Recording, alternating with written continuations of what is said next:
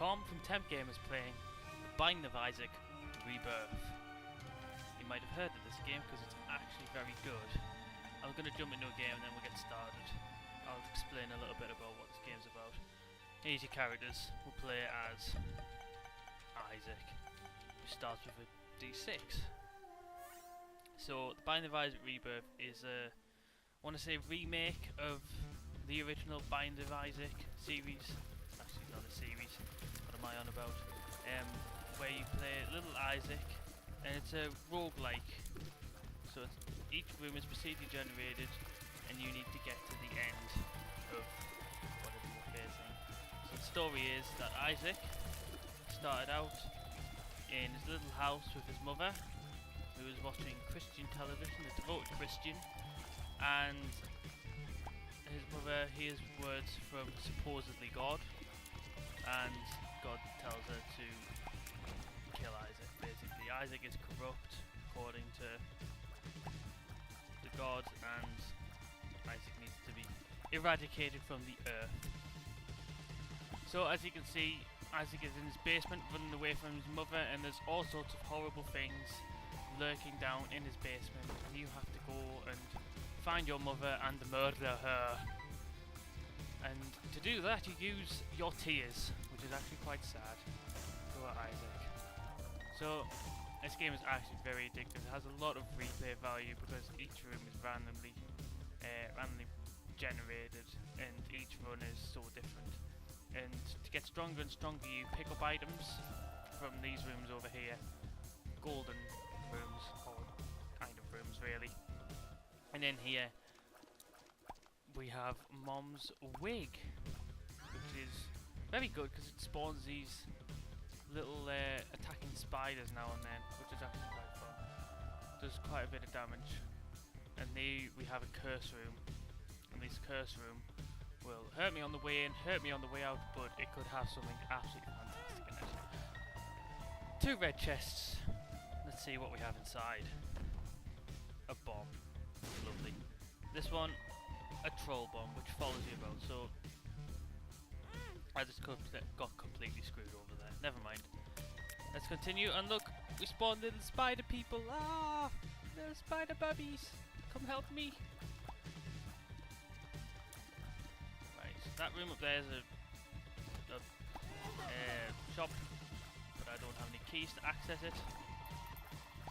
These, yes, are quite literally lumps of shit, which sometimes have pennies in them, which just doesn't make any sense. And here we have the boss, and the boss pulls from the pool, and he just goes into a very difficult fuck. The boss, the further you go, the bosses get harder and harder. They pull randomly from a pool of set difficult bosses. Stuff on the ground is that red glowy stuff is creep. Ah shit. He's one of the harder bosses in the game, because they run at you at such a speed, and then the creep means you just can't run anyway. You get hemmed in very easily, and then the flies make it just that little bit worse, and I just need to kill one of them just to ease the pressure off a bit. Fucking hell. Ah! I'm on half heart. I don't want to die.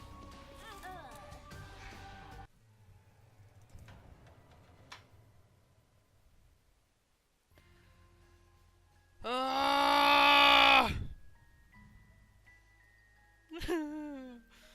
That's embarrassing. We'll start again. Anyway, that's how difficult it be. That's how unforgiving it can be. That is Fear Shot, I believe.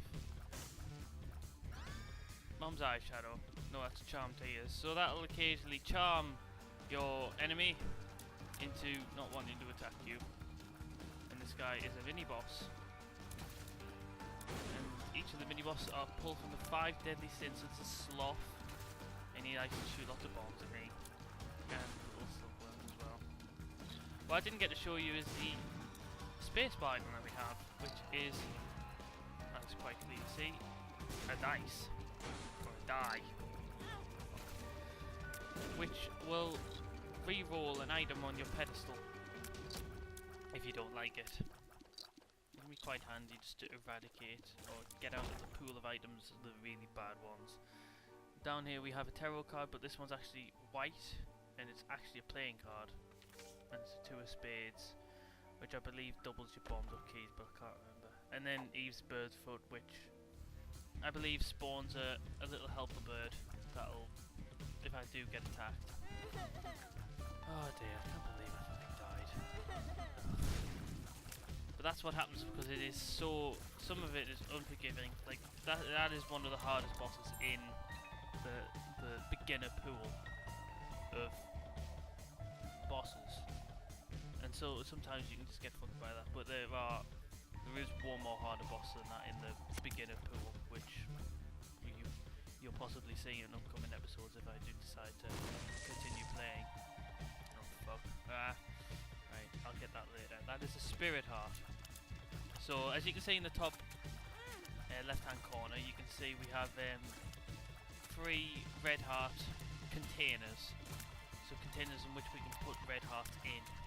So what the spirit heart does is just basically a temporary heart, which will act as a temporary heart. So if we do get hit, it'll go completely and you can't refill it. Pick it up now just for laziness. Here's a much easier boss. I shouldn't get hit here. It's Monstro. He has a very, very easy attack pattern, which is very easy to learn, dodge. Nice and easy. And you can see the little hearts above him. That means he's getting charmed, which doesn't seem to be doing anything actually. He seems to still be attacking me. Maybe he just loves me so much and he wants to give me a big hug and crush me. Anyway, this fight should soon be over and we'll get an item after this, which is more commonly going to be a HP container, but it could pull from, it could get like range or damage or tears, which is probably preferable. He's nearly dead, and there we go. Don't know when pop 2 spades, and that is, I believe it's a speed and range upgrade. As you can see, it's a little syringe, but I'm going to re-roll that with my spacebar. And that's dog food. Delicious.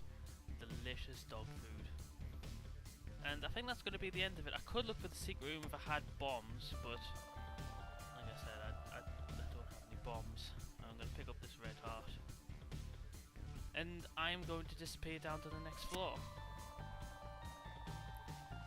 So hopefully on the next floor I'll get what's called a deal with the devil, and these are very important for your success in the Binding of Isaac, because deal with the devil has a incredibly strong pool of items.